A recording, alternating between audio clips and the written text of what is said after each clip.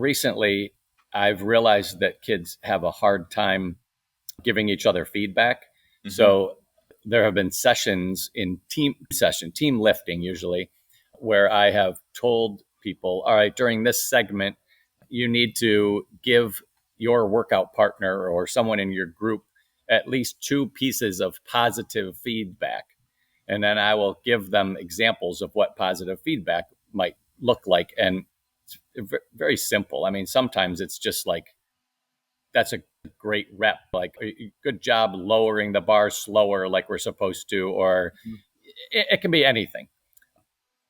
And afterwards, I'll say, did you get a piece of feedback? What was it? How did that feel? And it's very interesting. Kids love the positive feedback. They love getting it. They love to receive it.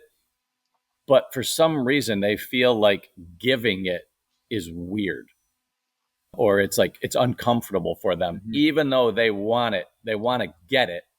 And when you explain to them that the way you're going to get it is by giving it, because then that's going to create that exchange, it still is very difficult for them. And it takes a long time for them to get that.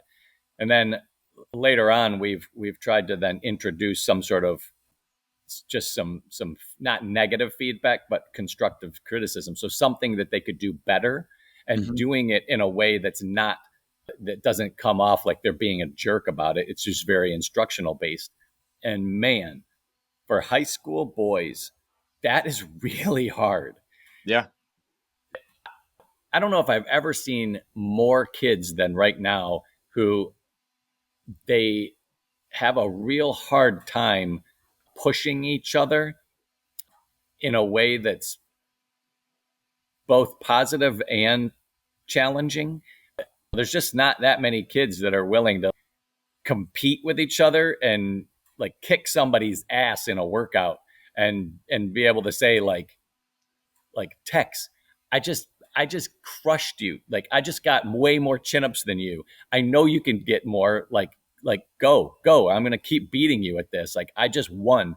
There's a lot of kids that have a hard time with that until you start to develop it a little bit and make them realize like, hey, by you challenging Tex, that's going to make Tex better. Then he's going to be a better teammate. He's going to be better on the field. He's going to then push somebody else, and it's going to make everybody better. It's really very difficult and challenging for kids, I feel like, to understand that whole concept these days. Yeah.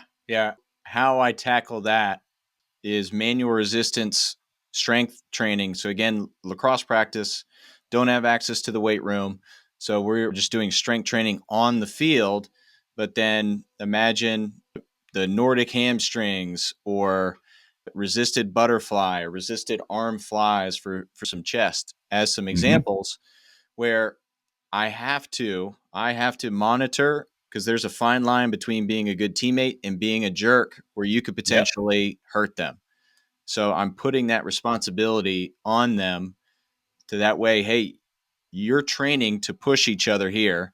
And then if it's super easy, I've seen enough reps that I can tell if somebody's not doing it well.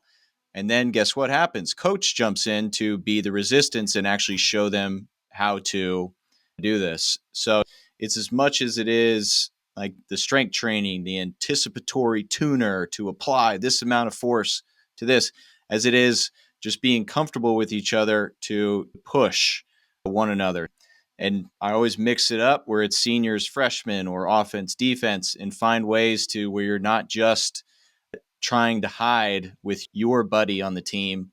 It's always jumbling, so that way we're building those relationships across the whole squad.